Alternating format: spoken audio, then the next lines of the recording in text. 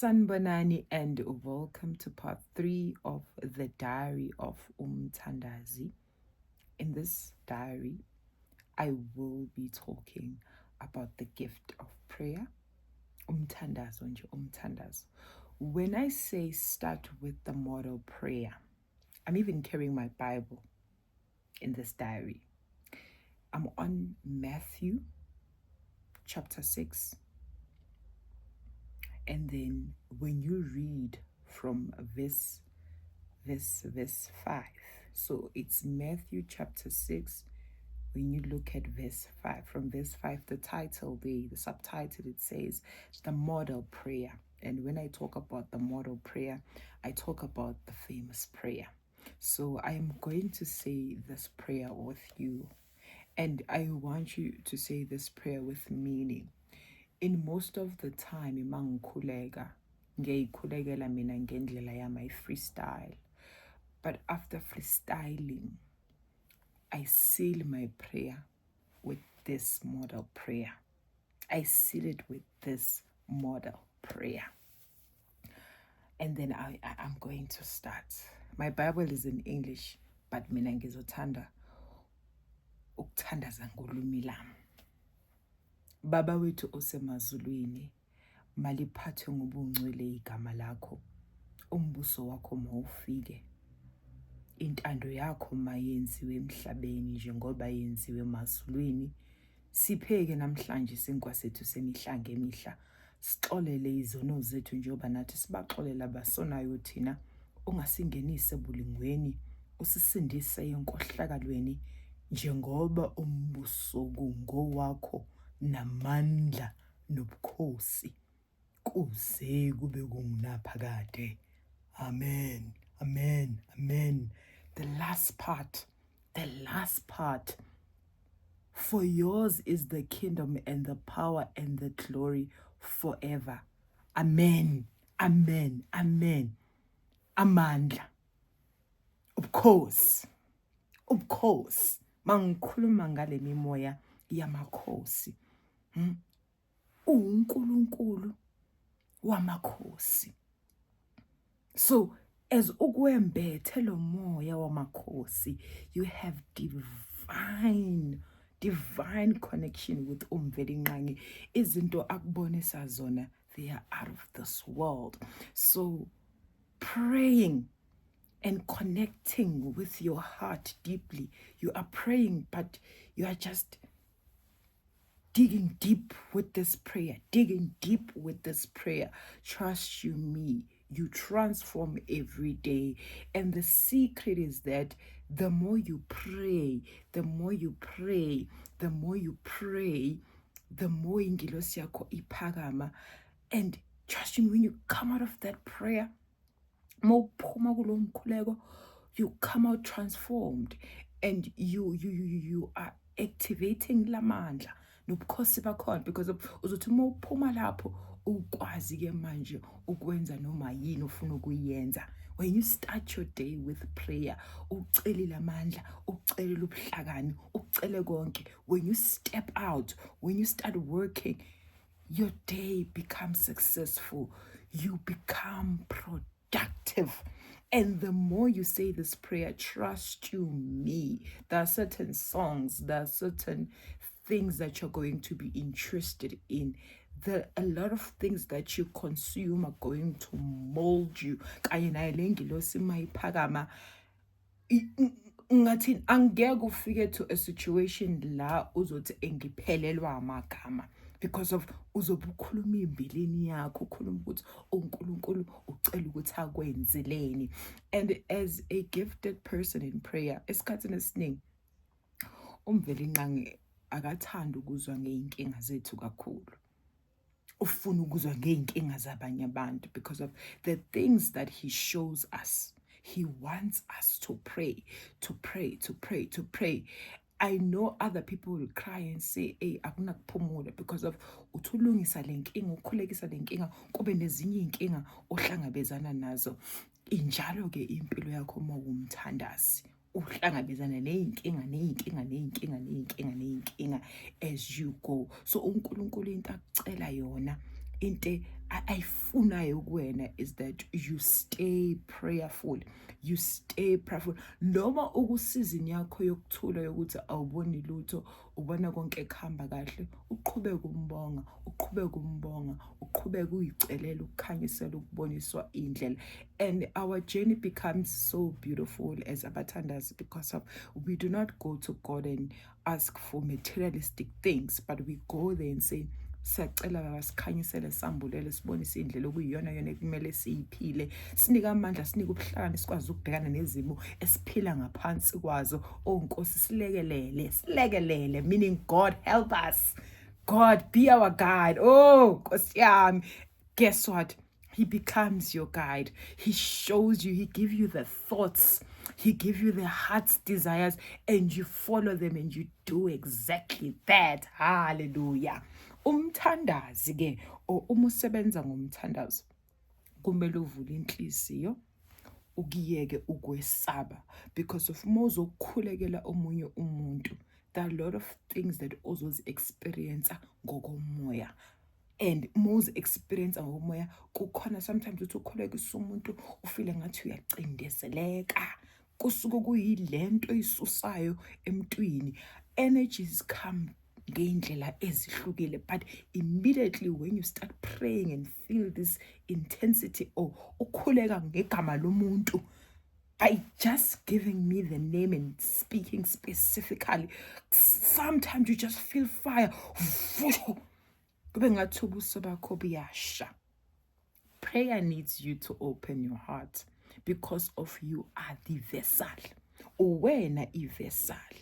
And ngoba udla clean, uhlala uclean, uhlala uhlanzekile, uzothi uma ukhulekisa abantu ukwazi ukubona unqo, ukwazi ukubona ukuthi kukhona umoya ocindezelele lo muntu, or lo muntu akanayo inkinga, lo muntu udinga ukukhuleka, lo muntu udinga ukuthi ayenze kanje nakanje ukuze izinto zakhe zizokhanya. Abanye you don't even have to even uphimisele ukhulume, abanye nje bakhulekisa ubabeka izandla, ukhulekisa ubeka izandla, kunamafindo lawo waqhaqhayo. Nayi into ekumele ukuthi uyazi, nayi imfihlakalo yakhe uNkulunkulu ngoba usebenza ngemfihlakalo. You are praying there. You need to have confidence. You need to be confident in him. Kuzomela ukuthi umethembe uNkulunkulu, ukhuleke, uvule inhliziyo yakho, ukhulume, uzothi makakubonisa ukwazi ukuchaza. Because of abanye abantu bayakhala ukuthi yo, yes ngibonile but angazi ukuthi ngimchazele lo muntu kanjani. Trust you me, God will give you the right words to say. Kuthini? And esikhathini esiningi vula inhliziyo yakho ukuze ingilosi yakho lo ophiwe lo moya okwembethe uzokwazi ukukhuluma through you, usho exactly le kumele ukuthi kwenzakale, or into ezibonayo, whether the next person confirms or doesn't confirm, but wena usho into oboniswa yona, uhlola ngalo ikhanda. Sometimes uthi ungakakhuleki kodwa usubutsheliwe ngamadlebe, usububonisiwe ngelihlo lakho lokuthi hey kunomuntu okanje ozofikayo ozayo. Yes, sleeping and seeing visions, that's another part of ukuboniswa, ukubona izinto ezizayo as a prophetess, ukuthi hayi uyalala and muhle ke umuntu olalayo aphupha aboniswa. Thole nje isithongwana, ngoba uma uzoboniswa into uvele nje ushaye ngesithongwana bese uyayibona into bese ke okay. Abanye benu communication yamadlebe, always your ears are ringing. There's a communication. It's just that you don't understand the communication. And then there's certain news that you're finding out, or you are being alerted wherever you are. Right? Stay vigilant. So as time goes, you are a vessel. You are a vessel. You are a vessel.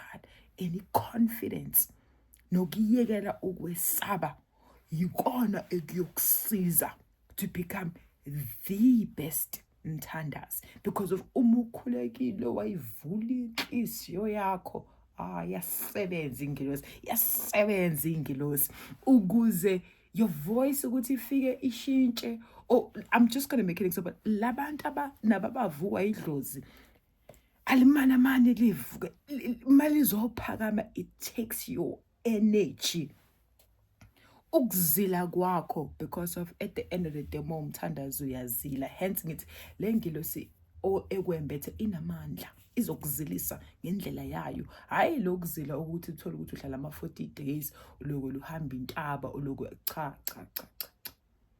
Uzozila ngendlela, ungadla ekuseni ungadla imini yonke bese uyodla mase after isikhathi, after a certain time izokwenzisa nokudla uzokukhetha, and noma uyivumela ikuhole ikulawule, uzobona ukuthi wena mawukhuleka imikhuleko yakho iyazwakala, izinto zakho zenzakala fast. Kanti no, ukuthi nawe uyile nhlobo yomuntu elalelayo. Uma uphiwa ama-instruction izinto ziyenzeka. Uthi uphiwe i-instruction, you take that instruction and you do it, and then konke kuhamba kahle. So uma uwumthandazi owembethwe yiwona amakhosi, imfihlakalo kaNkulunkulu iyasebenza.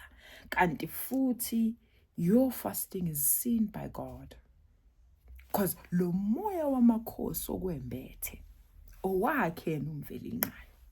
So yiko ngithi he connects with you. Uthi mawukhuleka, kuthiwa wena mawukhuleka amazulu ayalalela.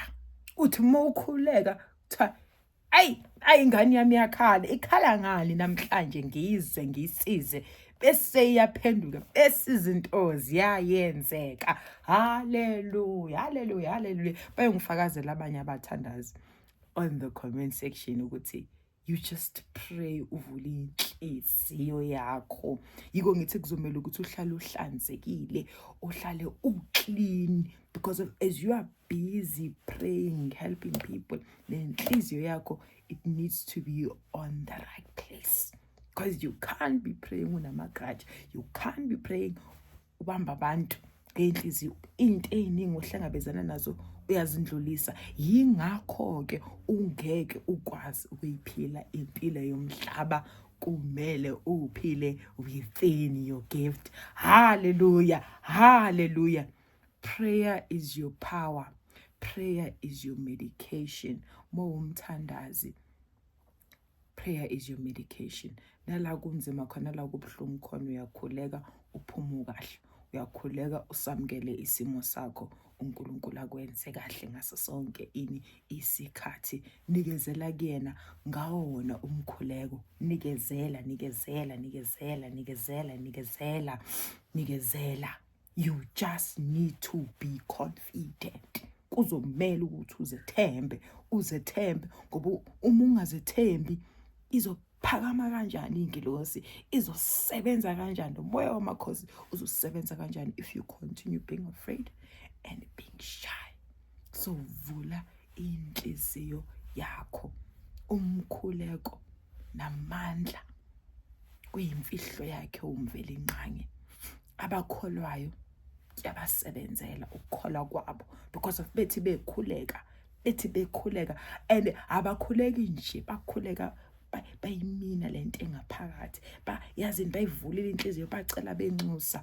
And as you go with this praying life, as you go, abantu abameditator bazobuya nabo bezofakaza, you dive deep, and kunezinye izinto oyibonayo that you connect with. It's visuals that I can't even explain to you, because as I close my eyes and ngibe deep ngokumkhuleko, kuningi engiboniswa kona, it's because of ngivulile inhliziyo, ngayekela ukwesaba, ngavumela ukuthi ingilosi ngihole, ngavumela ukuthi umoya wenze kwenzakale. Hallelujah, hallelujah.